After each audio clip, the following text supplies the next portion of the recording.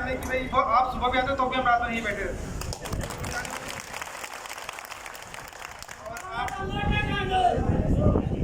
अभी last time mayor साहब से हमारी फ्राइडे को मीटिंग हुई। 2 मिनट सुन लेंगे सब लोग। हमारी फ्राइडे को मेयर साहब के साथ मीटिंग हुई।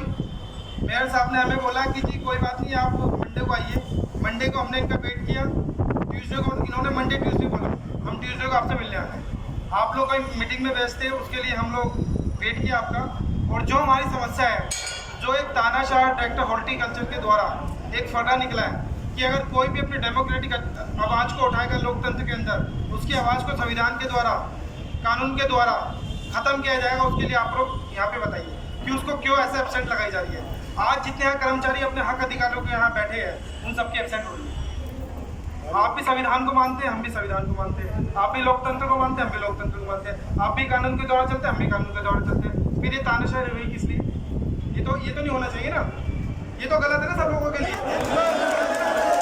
मेयर साहब, मेयर साहब, मजदूरों की ओर से मेरी आपसे हाथ जोड़ के विनती है। मैं आपसे शांति का दाम दे भाई नहीं हूँ, मैं एक सोशल एक्टिविस्ट हूँ, प्रोफेशनल लॉयर हूँ, आपको पता है। बस आपसे एक विनती यही है कि जो भी हमारी डिमांड्स है, 4 महीने की बकाया से अभी कच्चों को कर्णमूलक आधार पे बोर्ड बैठने का हो गया, जो 2012 में लास्ट टाइम बैठा। उसके बाद 8 साल से कोई भी बोर्ड नहीं बैठा। ये अकाउंटेबिलिटी, रिस्पॉन्सिबिलिटी ये आप तय कर दीजिए इसकी। कौन 8 साल से ऐसे शासन प्रशासन में लोग रहे जिन्होंने मजदूरों की आवाज़ को, मजदूरों के हक अधिकार को लिए किसी भी तरह का इनिशिएटिव नहीं लिया, उन पर आप एक्शन करिए। तीसरा, हमारे जितने भी रिटायरमेंट कर्मचारी है, वो था मेडिकल कैशलेस कार्ड, वो एक पॉलिसी है, वो आप लोग बनाएंगे। 5वां, पेंडिंग एरियर्स सभी लोगों का है। और सबसे इम्पोर्टेंट, जीपीएफ ईपीएफ की मिसिंग सभी लोग। भाई सभी शांति का ध्यान देंगे, बात मत करो बिल्कुल भी। बोलो भारत माता की। हमारे सभी फोर्थ क्लास के जो हमारे कर्मचारी हैं, चाहे वो धान विभाग के लोग हैं, चाहे मेंटेनेंस के लोग हैं, सभी मिलकर के अपनी बातों को लेकर के आए। ये वाला दे दीजिए। और जिस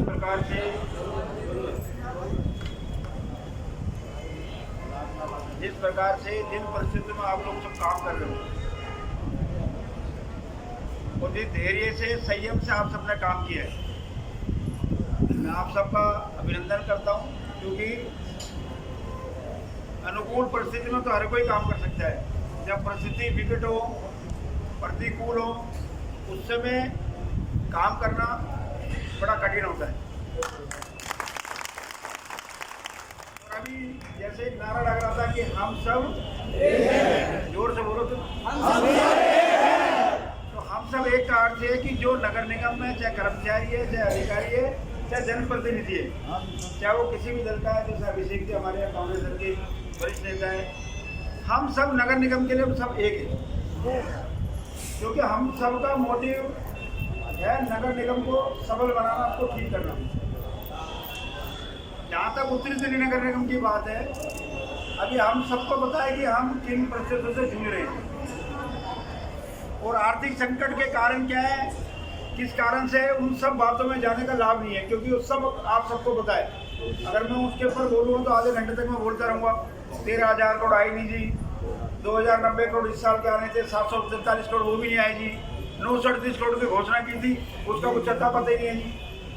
लेकिन उन बातों का कोई लाभ नहीं है। कुल मिला के बात यह है कि आप सबकी समस्याएं हैं और उनका सबका समाधान निकालना है। राहुल भैया आए थे मेरे पास, पीछे हम बैठे थे, तो मैंने कहा था आपकी सारी समस्याओं का समाधान चरणबद्ध तरीके से निकाला जाएगा। अभी कुछ समस्याएं इन्होंने बताई है। सबसे पहले तो समस्या है वेतन की। आप सबको लगता है कि जब सफाई कर्मचारी को सबको वेतन समय पर मिल जाता है, तो हम भी डी श्रेणी के कर्मचारी हैं, तो हमारे वेतन समय पर क्यों नहीं मिलता?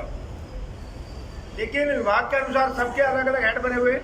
तो मैंने उत्तरी दिल्ली नगर निगम में ये बात कही है कि जो कर्मचारी हमारा डी श्रेणी का है, चाहे वो सफाई कर्मचारी है, चाहे उद्यान विभाग का है, चाहे हमारा मेंटेनेंस का है, चाहे हमारे हेड ऑफिस में पानी पिलाता है, चाहे हमारे जोनल ऑफिस में काम करता है, उन सबका एक हेड बना दो।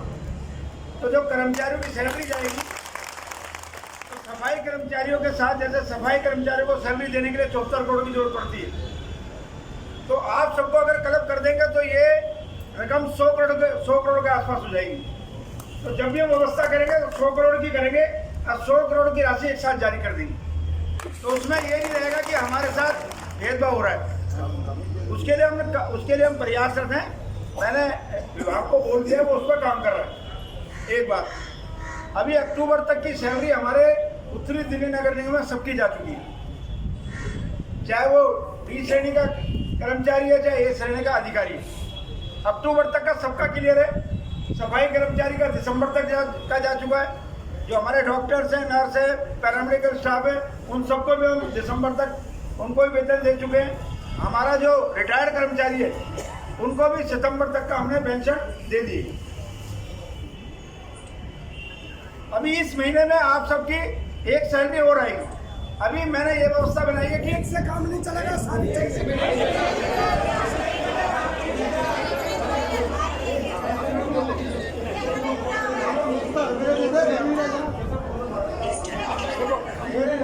तुम्हारे खिलाफ थोड़ी बोल रहा हूँ,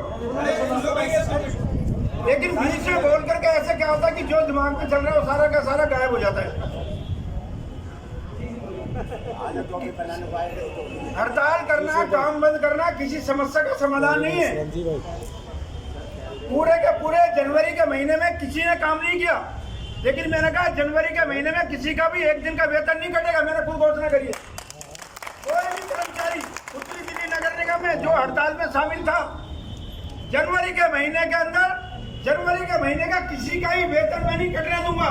लेकिन अगर हम उस हड़ताल को आगे बढ़ाते जाएंगे तो मैं अगले महीने के वेतन को कैसे रोकूंगा? तो उस दिन में जब बात हुई थी, मैंने ये कहा था कि आप सब लोग काम पे जाओ, आपकी समस्याओं का समाधान हम निकालेंगे। अगर हमारे पास पैसा हो और हम आपको पैसा नहीं दे रहे तो हम गुनाहगार हैं। लेकिन हम आपकी सैलरी के लिए पैसे इकट्ठे कर रहे हैं। हाउस टैक्स की स्कीम हम लेकर के आ रहे हैं, जनता दरबार हम लगा रहे हैं, घर घर जाके मार्केटों में हम जाके बैठ रहे हैं। अभी नगर निगम में जितना भी पैसा राजस्व मैं अपने वार्ड में भी 1 रुपया नहीं लगा सकता विकास का। हमने सबके लिए मना करा है। पहले काम वेतन देंगे, जब वेतन सबकी व्यवस्था हो जाएगी फिर विकास कार्य करेंगे। आपके वेतन का गैप नहीं आने दूंगा। हर महीने आपको वेतन मिलेगा और जिस महीने मेरे का पैसा ज्यादा आ जाएगा उस महीने 2-3 महीने का इकट्ठा दे दूंगा। पैसे का काम तो पैसे से चलेगा, मुझे तो चल नहीं सकता। मैं भी कह दूं हाँ जी सारा दे दिया और खाते में गया नहीं तो कल फिर आप मेरे कपड़े पकड़ लोगे। इसलिए आप सबको वेतन हर महीने मिले। एक बात, जब हमारे पे पैसे आ जाएंगे तो आपका जो 3 महीने का बकाया अभी अक्टूबर तक का क्लियर है, नवंबर, दिसंबर, जनवरी, फरवरी अब समाप्त हुई है, तो 1 महीने का और आपका चला जाएगा। तो 3 महीने का वेतन आपका जो बकाया है, जिस दिन जैसे पैसे आएंगे, अभी हमारे कई जगह से पैसे आने,